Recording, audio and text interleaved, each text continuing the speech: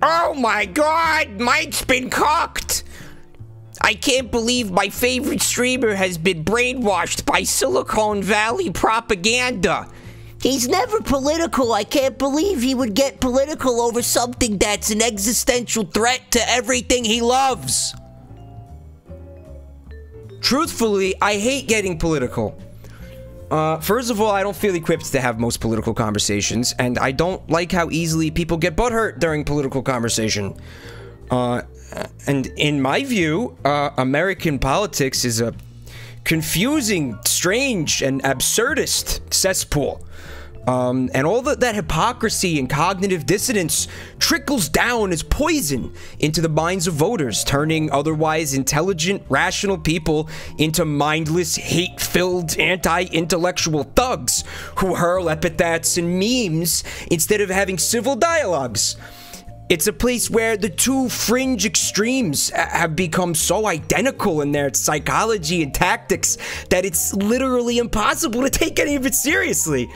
And their volume and their presence makes necessary a constant vigilance to keep snapping yourself out of the illusion that the world is a black and white place instead of the million shades of gray that it actually is.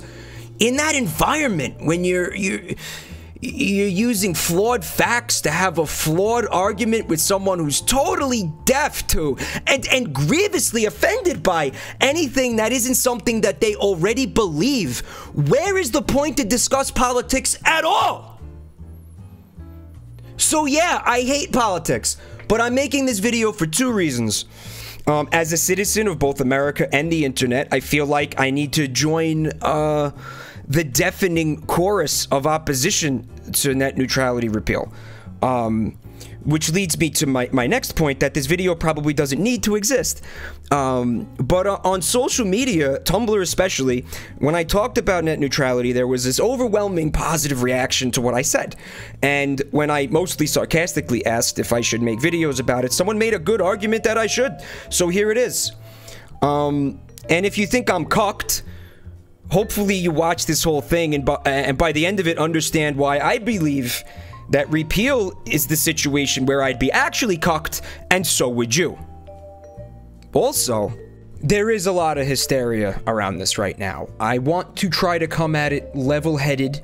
I don't think that the hysteria is totally unwarranted, but remember, if you're out there arguing about this with people and the points you're trying to make are just assumptions and histrionics, you're not doing this cause any favors. I'm hoping this video can help out with that. I want to start this thing here by saying this. Consider it a disclaimer, or what you will. What follows here is my opinion. It is my very strong opinion. Okay? It's what I believe, think, and feel. It may diverge from factual information in the literal sense, because it is my opinion. I don't believe that it's going to do that, but again, that is my opinion.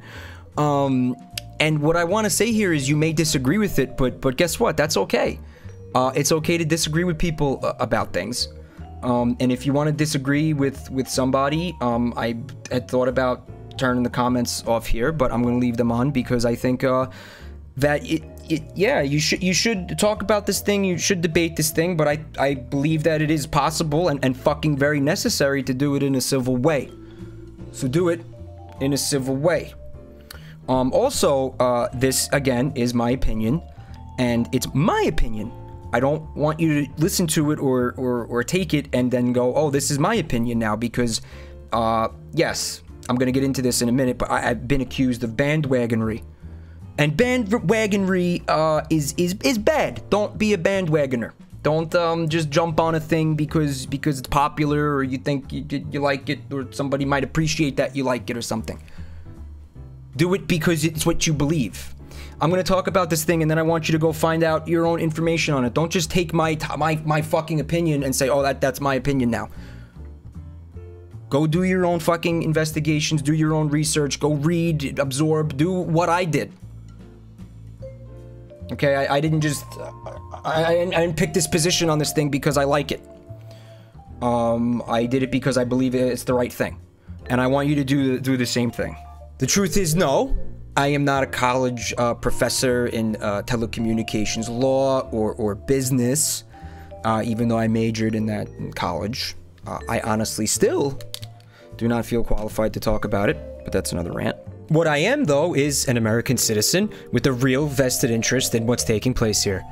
My dream, yeah, my own personal pursuit of happiness, is to essentially, and I've talked about this before, be my own boss, my own business owner, in a sense. And that's essentially what I have right now, and I love it. And it's in my best interests to do all that I can to preserve the status quo in terms of the utility I utilize to do that, the internet. I'd react similarly if we were talking about electricity or running water. You know, I'm also a consumer who has been buying and using this product on implicitly established terms. And the amount of people in that same position arguing for this repeal is odd to me. I think part of the problem here is that the telecom companies have managed to spin this into a liberal versus conservative debate, when really it's just about consumer protections. They figured out the ticket. Okay, and that is to spend money to attach the issue to people's political beliefs and then just stand back and watch how many of them begin performing those mental gymnastics in order to argue against their own self-interest, just so they don't have to appear as if they are stepping out of party lines or, God forbid, you know, changing their opinion on something or admitting that they were wrong. Right? The ultimate sin in America today. I know it looks like all we do is play video games. Before I started doing this myself, I would have agreed with you. But the truth is, streamers and YouTubers, they work hard. And for my own part, I've poured countless hours into this to get as far as I have in the past 3 years. True, I've had a lot of help from much bigger people, obviously, but I never slacked off. And my work doesn't begin when I go live and end when I stop streaming. You gotta come up with material, ideas, set up the streams, uploading, find games, edit videos, keep up with the news. So you got shit to talk about, you're not boring, etc. But I do it because I love it, and I feel like I'm good at it, and I haven't felt that way about too many other things in my life. So I've got to fight for it, and for all the people who helped me get here, because the stakes are real for them too. And just because it doesn't line up with people's traditional ideas of what work is, doesn't mean we haven't worked hard and put the time in for what we have. And it doesn't mean that it's not a legitimate way to earn money and be self-employed, which is, again, my dream. Assuming you care about my dream. Basically, what the FCC is asking us to do, in essence, I think, is place our trust in the words of the ISPs when they promise they won't block, throttle, or favor content providers, etc. And this is the rub.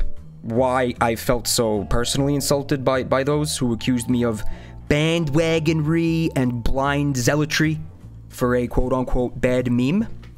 What that does is it discounts the years that I have spent hearing about this issue, reading about this issue, learning about this issue in school, doing the thing that I do here on Twitch and YouTube. But most of all, more than any of that, okay, it discounts my just 32 years on this earth, where time and time again, both in a general and a very personal sense, I have witnessed the evidence that just trusting a massive corporation to be ethical in any capacity is a bad fucking idea. Now, I don't think money is the root of all evil and all that. No, money is good. Money makes things happen. We'd be running around eating berries and shit if it wasn't for money. But it sure does have a way of making people act in ways that they otherwise wouldn't. You know, shitty ways. Ways that can really hurt other people sometimes. And in the case of corporations, where you can greatly increase the amount of money involved, the amount of people badly impacted by those shitty actions rises proportionally.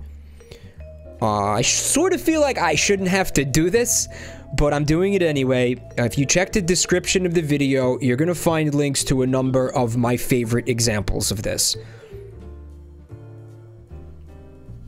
I understand they are not all ISPs, and some have nothing to do with net neutrality, but this is part of a larger point about corporate culture and philosophy that I am making. That the lives and rights of citizens and their own employees and their own consumers are carelessly trampled by these corporations every day. And there's no reason that this needs to be made any easier for them to do. And regardless of whether or not you agree with me, if you don't know about any of the stuff that's going on in those links, you really should. And let me say this too here. I'm not anti-corporation or anti-capitalism. I'm a capitalist. I believe in capitalism. I believe in capitalism done right. What I dislike, what I despise is that, yeah, ever-widening wealth gap in America and the corporations that drive that divide further when they could be closing it instead. And I don't think it would hurt them too badly to do so. No, that's my personal belief. And that wealth gap will, yeah, mark my words, destroy this country as we know it. Those people regularly use their vast fortunes to buy themselves out of accountability for breaking the law and lobby Washington to make it easier for them to bilk more out of consumers and hobble potential free market competition.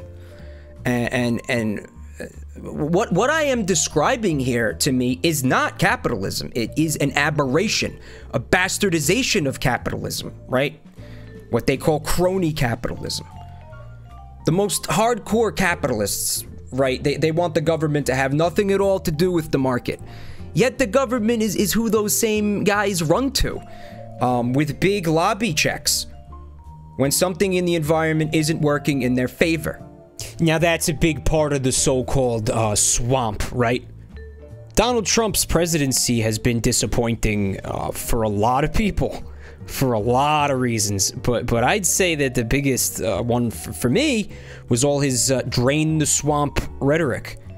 Now there was a lot about him that I didn't like, but that at least seemed exciting to me, that he might actually address that as president. It was exciting that a politician was talking about that at all. He even spoke out against lobbying, how he thought it was bullshit. He even admitted to doing it himself and thinking it was wrong at the time that he did it. Wrong that people would be able to do that. No, I didn't vote in this election, but that's because my vote would have been completely irrelevant, thanks to the obsolete, stupid, and broken Electoral College. And I'll have you know that Mr. Trump agreed with me, at least until he got elected with it. But that's another story. Of course, we all know what actually happened once he got to Washington. Instead of draining that swamp, he rolled right in, he carved out a fucking tree, and became fucking Shrek. Yeah, it's just one of the myriad ways that this guy is full of shit. But I also think part of it is you can't get to the swamp or be in the swamp without the swamp, like, getting into you. It's part of a bigger issue with politics in general in this country. I feel like it would have been unavoidable for even somebody like Bernie Sanders, who was a little too socialist for my tastes, but obviously, yeah, he got my attention speaking about the wealth inequality stuff. And let's not even get into Grandma Benghazi here. When it comes to this issue of lobbying, don't let anybody fool you. This isn't a liberal or conservative thing. Again, everyone in Washington is guilty of this, and it's tantamount to someone purchasing an elected official's allegiance to a business entity over those who voted for them. It goes on every day, and it's not fucking okay. Check out lobbywatch.org. The link is in with the others. By the way, where did this fucking word lobbying come from? These are bribes. We're talking about bribes. Look up the definition of bribes. When people make comments about the illusion of choice, like the late, great George Carlin, this is the kind of shit he was talking about. You can vote Republican or Democrat. Either way, at the end of the day, you're voting for corporate interest. The US government, in my opinion, should have an obligation to defend the rights and interests of its tax-paying citizens, regardless of their ability to purchase legislation that benefits them personally. Because at that point, society has gone from a democracy to an oligarchy. And somebody more jaded than myself would say that this country has been an oligarchy for decades. I'm not sure we're quite there yet, but I do believe that we get closer every day that this shit is allowed to continue. Before you go looking at the articles, there's one more important thing I want you guys to notice, a little bit off topic. As I was selecting these articles for sources, I came across a lot of articles from news outlets that I didn't recognize. And often, when I clicked on those articles, the journalism was below my usual standards and didn't include any sources themselves. This is just to say that, you know, guys, please pay attention to where your information is coming from. Be a little bit more discriminating when you're out there looking at news and shit on the internet. Please, we're having a problem with that. I don't know if you're aware, but there's a lot of fucking garbage out there, and it's coming from all angles. Jesus Christ. And I'll say this too, be careful of, some of the more well-known outlets as well. It's important to remember that news is a business, and they are also in it for the money. Let me put it this way. If there's a website that you read, that you never find yourself disagreeing with how they are sort of suggesting you should feel about a thing, then what you're reading isn't news. It's a product that's being sold to you.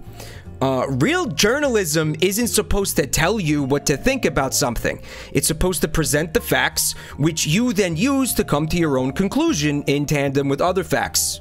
I want you to take a look at the way Reuters or the Associated Press write articles, and then compare those to how the Huffington Post and Breitbart write theirs. The two websites I just named spin the facts, not for the benefit of readers they don't have, like thinking it's gonna get them a new audience or some shit. No, the articles are for the readers they already have, so they can, like, buy that dopamine hit.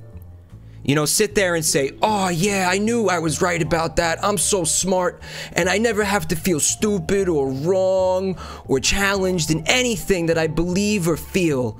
You know, the things journalism should do. I mean, how can you form your own opinions if the first time you're learning about something, you're concurrently being told what to think about it? You probably read that site because you know they're gonna come to the same conclusions that you would, maybe. But don't you see the problem in that? That you're not challenged by anything in that instance?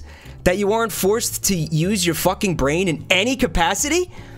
That's what they're selling you. They're selling you a ticket out of having to think. There's money in telling people what they already believe and want to hear, regardless of how bad it may be for them. And I want to say that I think these media companies are very complicit in creating the toxic political environment I was talking about earlier.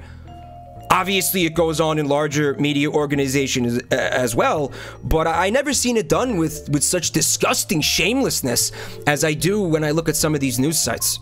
And never forget that all these media outlets, like if you go all the way to the top, they're being bankrolled by people that have an interest in you feeling the way that they want you to. And this happens with, you know, all political persuasions. So it's not that money is bad or evil, or even that corporations themselves are inherently bad or evil. More so that human beings can be bad and evil.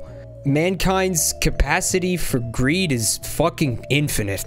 And when it's unchecked, I mean, the sky is the limit. Tolkien was able to write thousands and thousands of pages on it, right? Alternatively, okay, and I love how these things are always like, well, there's a meme where they're paired together. It's the reason why Ayn Rand's world building and the characters in Atlas Shrugged are so laughably unrealistic, because they assume that these titans of industry, right, are always going to do the right thing, the ethical thing. And yes, I did read the book cover to cover, And yeah, the characters do admit to their selfishness and reconcile it as maybe not so bad of a thing, and that's fine. I do think we should all be somewhat selfish to a degree, all right? You know, you gotta think about yourself sometimes, sure. Because nobody else, and that's kind of my point here, nobody else is fucking thinking about you. And just the idea that, yeah, business is business. After all, I'm not a communist here, right? I am a capitalist at the end of the day. But you know what? Dagny fucking Taggart, okay, never lobbied Congress, okay, with billions of dollars to give her the legal option to throttle potential rival railroad builders from using her rail system to put together a railway company. It's like as if Dagny Taggart had lobbied Congress for the legal option to slow train service to certain businesses to a crawl, and then opened her own competing businesses and put them on the express lines. Maybe offer riders the option to pay more for a first-class ticket if they want to patronize the businesses that don't belong to her. Okay, it's not the best fucking metaphor, but you get the point. Like that's what you consider free enterprise, free market? I feel like this kind of thing might actually have pissed Rand off. Right, sure, she might say like, well, good for them to be in that position. Let them reap the rewards because they did the work in their life to get there. But actually, I don't think she was fucking stupid enough and just antisocial enough to not be able to see the similarities between what these ISPs are going to have the potential to do and what, like, the comically evil US federal government does to the characters in her book. I'm hearing a lot about this little guy, this mom and pop ISP, who's having such a hard time getting started in the business because of all the pesky federal regulations. So the idea is that the ISPs are lobbying and campaigning in order to nurture competition for themselves? What? Another argument is that net neutrality stifles innovation. And in all my reading about this, I'm yet to find a single coherent example of how it would do that. And for the life of me, I can't figure out how someone couldn't see that exact thing happening as a result of the repeal. Making the bar to entry higher because they'd have to pay more for what they can already access today. In Atlas Shrugged, all was fair in business, and the characters appreciated that about each other. But in that story, the protagonist's business dealings were all above board, and no one's life was so severely impacted by one of those decisions that they didn't have any kind of recourse for it. Laid off employees were able to get new jobs, start their own businesses, have the opportunity to do those jobs better themselves and become the new big dogs. Consumers weren't manipulated and lied to by the protagonists. The protagonists never tried to become involved with the government for the legal right to do that. It never entered their minds. They didn't do anything underhanded to outpace their competition. They did it by being better and smarter at their jobs than the other guys, offering better deals to suppliers, etc. They were people who thrived in an environment of economic Darwinism and created jobs and innovated and did good for the world, for themselves, for their employers, and the consumers of their products. The characters weren't totally motivated by profit. They were more so motivated by being the best they could be at what they did, and then the profit came as a byproduct. They didn't need ethics imposed on them via government regulations because they weren't scumbags. That part of the book is a pretty great example of what the free market should be, but could never be. The truth is, I believe that people like Dagny Taggart and Hank Rearden actually do exist. I just don't think that they're very common. Okay, what's more likely to me, what's more realistic to me, is that they would be the type of people to, yeah, steamroll anyone and everyone in the quest for profit, because that is, sad to say, human nature. And I mean, in what I always saw as like an infinite twist of irony here, Rand's objectivist philosophy suffers from the same crucial flaw as the communism that she so despised. And that is that they both fatally ignore the basic fact of man's immense propensity for jealousy and greed. What I've witnessed time and time again is that if you give someone the ability to take advantage of you, that's individual, corporation, or yeah, government. If you give somebody the ability to take advantage of you, they are going to do so. And they are going to do so to the full extent that you allow them to. They're going to do it to the extent that there's nobody there to tell them, hey, you can't do that. Because that is a citizen, and they deserve to have their rights protected as much as you do. Okay? That's going to happen every time. Never, ever. And this is good life advice, okay? Never assume altruism from anyone, let alone a corporation. Because the bottom line here is that a corporation exists for one purpose. The bottom line. No pun intended, but to achieve as much growth as possible.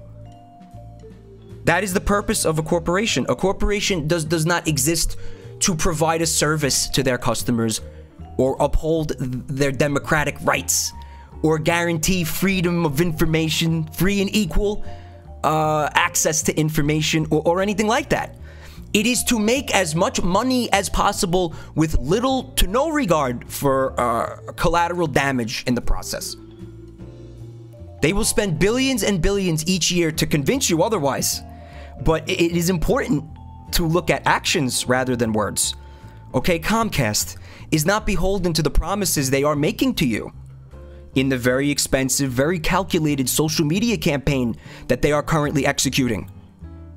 They're only beholden to the dollar. It is why they exist. So if you're having a hard time finding a position on this, I think this will help you out. Okay, this debate more or less comes down to two things. Number one is what you personally believe the role of government should be, and what you believe is morally or ethically acceptable in a business environment. Okay, so to the first thing. Do you believe the government should be involved in enforcing morality? Here's a hint about what I think. It already is. It's why murder and robbery and insider trading are illegal. The sad truth is that, and I desperately wish it wasn't this way, but yes, to a degree, morality does need to be legally enforced. Because people clearly cannot be trusted to not hurt anyone with their actions without a fear of consequence. But I think what morality exactly means needs to be looked at on a case-by-case basis. Who gets hurt by a decision? How do they get hurt? How many get hurt? Etc. Of course, to say that the government should dictate black and white morality across the board is not only a ridiculous and even scary idea, it's also probably impossible. But we do need to do it on a case-by-case basis, and I strongly believe this is a case where the potential negative impact is massive and clear to see. And yes, obviously it helps a lot that I stand to be majorly personally affected by this. If you can't tell, I'm pretty passionate about this thing. There's a fucking reason for that. Yeah. When I pay taxes, I expect that in return, I am receiving, among other things, protection from things that would harm me or my livelihood. And that includes an armed criminal, a terrorist attack, a fire in my home, North Korea's nukes, food, water, and air that's not fucking contaminated with shit, and yes, unscrupulous business practices. Okay, I don't expect them to succeed all the time, but at least like make it hard for them. You know, I understand I don't have the lobby dollars that the ISPs do, but there are a lot more of us than there are of them. And the last time I checked, that was supposed to matter. To the second point, how do we define exactly what's right and wrong in a civil sense? Well, as far as I could tell, in most democratic countries, the general rule for lawmaking is this. Your right to swing your arm stops at my face. Which I like a lot. Basically, the idea that your rights to life, liberty, and the pursuit of happiness must end when it negatively impacts someone else's in a real tangible way. Someone I was discussing this with brought up the bakers refusing service to gay couples for the weddings. Now that's the kind of thing where, in my opinion, the government shouldn't be involved. I will champion any and all causes in the interest of LGBT citizens receiving the same treatment as anyone else in this country, with this one exception. Why? Because even though we think the baker is a shithead, if we accept that precedent that we can use the government to force people to do things against their will, I feel that that could be used in a variety of unintended, potentially scary ways. Because the government is not exactly your friend either. And I do think if net neutrality does stay in place, that we as citizens would have to be vigilant in ensuring that it doesn't go too far in that other direction, where they become the gatekeepers of the internet as opposed to the ISPs, as that could be potentially just as, if not more, dangerous. Now, net neutrality isn't about forcing the ISPs to do anything, before you call me a hypocrite, right? It's about incentivizing them against doing things that could have a very real, very negative consequence for the vast majority of people in this country. The cake is different from that, because there's other bakeries, probably thousands, that will make the cake. Not having a specific cake from a specific bakery, while definitely insulting and repugnant, will not impact your ability to make money to support and enrich yourself or otherwise tangibly hurt you. I mean, fuck that guy. Like, we'll get you a better cake. Why do you want that guy's bullshit bigot cake anyway? He's also not very smart as a capitalist because he's turning away business. And I strongly believe he'll suffer for that in the long term, because guess what? People talk. And straight couples who think that that's gross will get their cake somewhere else. Now, this is a situation where the market sorts it out. None of what I just said is true for the ISPs. In net neutrality's case, I would argue that the staggering number of people who stand to be severely negatively impacted with no recourse, thanks to the ISP's near monopoly here, this is an obvious example of a regulation in place for the greater good to protect our collective face from being smashed by their arm. At this point, our lives have become so dependent on readily available internet access that it's overwhelming to try to imagine what we would do without it. It's like getting someone hooked on a drug and then jacking up the price. Now, how many of you exclusively do banking online, pay your bills online, work from home, sell art online, listen to and buy music? Fuck, exclusively get your news from the internet. What would you do otherwise? Read a newspaper? When was the last time you even saw a newspaper? That's why people are saying there's a threat to democracy in here. If net neutrality is repealed and the ISPs did block some fucking political shit that they didn't like, because again, there's nothing stopping them from doing that at that point, the truly terrifying thing is we wouldn't even know that that was happening. You gotta suspect that in that case, we might not even hear about things like, say, net neutrality being repealed. The internet is, in a lot of ways, the last true bastion of the free and open and affordable exchange of ideas, no matter how crazy, unpopular, or stupid. You know, the First Amendment fully realized. I mean, the difference from a medium like the internet and say, television, where the barrier to entry is the green light from a studio executive, is that on the internet, anyone can start a blog or a vlog or whatever and say whatever they want, and anyone else can find and access what they said as long as those people have internet access in the first place. You really want to leave it up to corporate suits to decide when, where, and how your ability to do any of that is decided? To throw up paywalls where they think there should be ones based on a profit margin? Net neutrality is about keeping the forces of big business and politics and all that swampy bullshit from impacting people's access to whatever legal content they want on the internet. If you disliked YouTube's recent changes in an attempt to curate their website's content, for reasons of profitability, mind you, you're gonna really fucking hate it when the ISPs end up doing the same thing, and yes, they will. Especially when part of what they are requesting here is the freedom to police the internet by blocking illegal websites. At first, I thought this was irrelevant and stupid, but the more I thought about it, the more fraught with problems the idea became. Do the ISPs then get to decide what they consider illegal?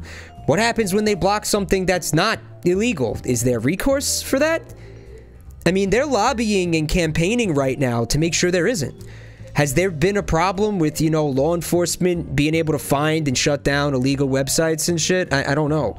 You'd think that there's enough tech-savvy people, like white hats and shit, that need jobs, that, like, police departments and the feds could hire them to help with all that? Why do the ISPs suddenly want sheriff badges? Sorry, but I don't see them using those for the power of the greater good. I only see them abusing it. Again, they aren't in the business of policing the internet. I mean, at this point, it doesn't feel like they're even in the business of providing internet. Otherwise, the status quo would be fine for them because they're not hurting for profit right now. They're in the business of making money and will use any resource at their disposal to further that end.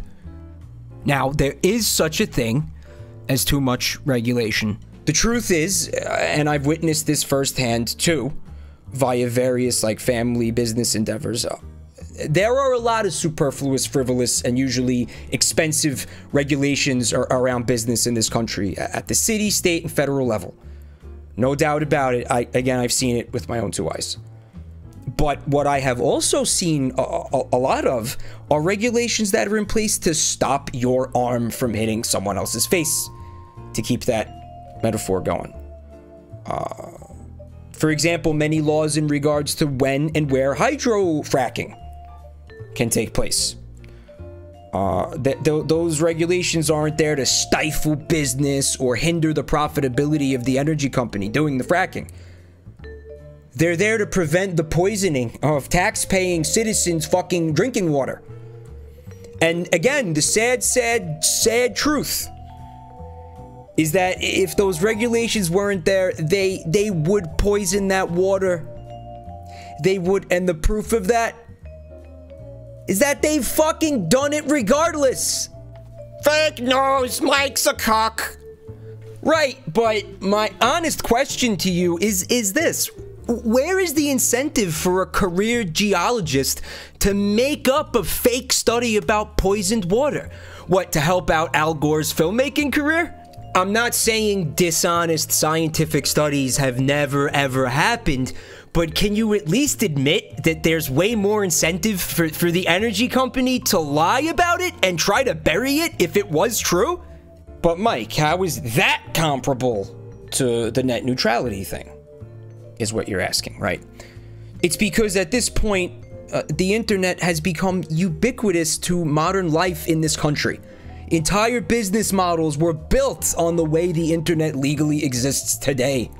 Imagine that tomorrow you woke up and every road you take to school or work suddenly had hefty tolls. It's possible you would no longer be able to afford to get to work. What if you use those roads for your business as a truck driver or a moving company? I'm saying that it's simply too late to change the rules. Otherwise, yeah, a grievous breach of ethics is taking place here. And for anyone who says that the fracking comparison is unfair because I'm conflating physical harm with financial harm, I want you to consider the hundreds of thousands, if not millions of people at this point who use the internet to run their businesses, pay their mortgages, feed their families, etc. Unless you have zero moral compass or are totally shamelessly, intellectually fucking dishonest, you'll recognize that the conflation really isn't all that outrageous. Lastly, I just want to say that I understand it wouldn't be in the best interests of the ISPs to jack up prices to the point where their customers can't afford it. But if you argue for net neutrality repeal because stifling business and the economy is what you want to avoid, please realize that this is exactly what will happen for everyone but them. I'll use Twitch as the easiest, most obvious example. 5 years from now, after the repeal of net neutrality, Comcast decides to throttle Amazon and its subsidiaries. They'll be 100% in legal right to do this with absolutely zero legal recourse. Then they tell their customers that if they want express as in what it is now, access to that whole part of the internet, they can purchase for an additional $5 a month, let's say, the Amazon data package. How many of you who watch Twitch wouldn't be able to afford that extra $5 a month and would have to simply stop watching? How many of you are subbed to me that might have to cancel their subscription in order to give that $5 to Comcast? And that's ethical business practice, that they should be in their rights to do that to me? At this point, maybe 25 years ago, not now. Now, then on my end, they see I use continuous upload for streaming. And they figured they would like a bigger cut of what I make from it. Again, no legal recourse for this without net neutrality, right? They offer me the option to purchase an upload data package or some shit for an additional $250 a month on top of what I already pay. Okay. Maybe that's fair because I use more bandwidth than like the average fucking, the average bear. But what if that's like the only profit I have left after paying all of my other monthly bills, the $250, right? I do have other bills. I guess at that point I should start looking for a different provider, right? Is what you're gonna say? But oh yeah, I only have 2 ISPs to choose from where I live, and the difference in price is negligible. Do not pass go. Do not collect $200. Right? I do have another option, however. I can cancel my internet, give everything up, and go find another job. Sir, we did a background check on you, and we feel like someone who goes on the internet and screams about Sonic the Hedgehog putting a chili dog up his anus isn't a good fit for the company. Now, I know, this is all speculation, but it is informed speculation, based on what we see happening in other parts of the world that have gone down a similar path, and what we have seen our own ISPs do in the past to make net neutrality necessary in the first place. They've already proved they can't be trusted, and as it stands right now, they don't have the ability to legally do any of that shit. Call me crazy, but I'd like for it to stay that way. Again, I am that little guy, that entrepreneur that they claim to be like trying to help. It's a fucking lie. It's the total opposite. And if you think the ISPs wouldn't do this kind of shit because of like PR fallout or something, take a look at the energy companies who've destroyed the environment with wanton fucking abandon and zero fear of consequence, since their industry has the entirety of civilization by the fucking balls. I think this thing at the end comes down to whether or not you favor freedom for the consumer to have equal unfettered access to all aspects of the internet without any bullshit. Again, the way they have for years and the model that so many livelihoods depend on, or freedom for the ISPs to fully realize their potential for capital. And I think if you want to argue for the ISPs at this point, it means one of 3 things. Possibility 1, you're some kind of anarcho-capitalist or libertarian who genuinely and honestly believes that, for example, a fracking company should have the right to poison people's drinking water in the quest for profit. In other words, a fucking sociopath. Okay, maybe that's going a bit far, but I at least wish that you were able to put the zealotry for your philosophy aside for just long enough as a consumer to notice the ISP boardroom executives forming a line behind you while they're like working at their zippers and like getting their cocks out. And I don't see a bottle of lube anywhere in sight. Unless, of course, you're into that kind of thing, which is cool, but the rest of us aren't. Possibility 2. You really don't see a problem here, and actually, you know, you trust the ISPs to keep their promises, which makes you either very naive or very unobservant of world events and the unethical, antisocial actions of unregulated corporations historically, or just a victim of some very expensive, very well-designed, and well-placed corporate propaganda. Or the third possibility is that you're actually just on the fucking board of executives for Comcast. In that case, fuck you. Alright, now here's the part where I actually ask you to do something, in the case that you give a shit about anything I just talked about. At the top of the video description, you will find a link to a TechCrunch article that details how to submit a formal comment to the FCC. Please read it thoroughly and follow the directions carefully. Apparently, the FCC will be ignoring those comments that don't fit their personal criteria for what they call a quote-unquote serious legal argument. So they're disregarding the opinions and desires of the vast majority of America. I'm submitting one anyway, and you should submit one anyway too. Because at least when net neutrality is repealed, we won't have to admit that we stood by and did nothing to try to prevent one of the all-time greatest failures of American democracy, and the death knell of true free market principles on the internet. Okay, let's wrap it up here. The video turned out a lot longer than I had expected. There were a number of tangents, but I think everything I got into helped me get across the points I was trying to make, the chief one being that human greed is the only constant I've always been able to count on without fail. Observing the world at large and in my personal life as well. It informs a lot of my feeling on this. Like I said, head on down to the comments and have a nice civil conversation with someone. Don't fight, debate.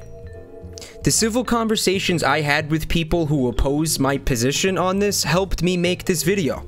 Insults and name-calling accomplish nothing, and take this country further down that path to ruin. Keep an open mind, and don't expect someone else to have theirs open if yours is wired shut. Question yourself. We all need to work on this. When someone challenges our beliefs, it's usually a challenge to the belief rather than an attack on us or our intelligence. Instead of submitting to a knee-jerk reaction, just stop and maybe consider for a moment the possibility that you're wrong, or simply not acknowledging certain aspects of an issue, or have been influenced by some bad information, none of which is your fault. And never forget that corporations, and in some cases private individuals, with specific, selfish motives, have spent billions and billions of dollars over the course of history with the goal of misinforming the public. I mean, the paper trails, in most cases, aren't even hidden that well. Again, there's some links in the description. Check them out. And obviously, I want views on the video. I want to get this thing out there, so please like it, share it if you agree with me, or know people who would appreciate or benefit from what I'm saying. Share it if you don't agree with me. You guys can laugh at how cocked I am. If you think I'm wrong about all this shit. And I honestly hope I am, because it looks like this thing is going to happen regardless of how any of us feel about it.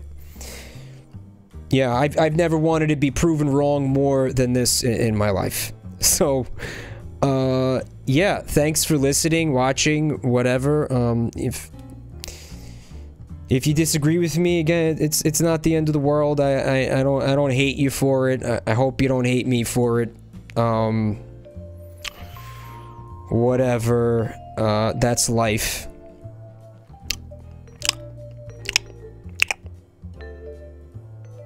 Blech.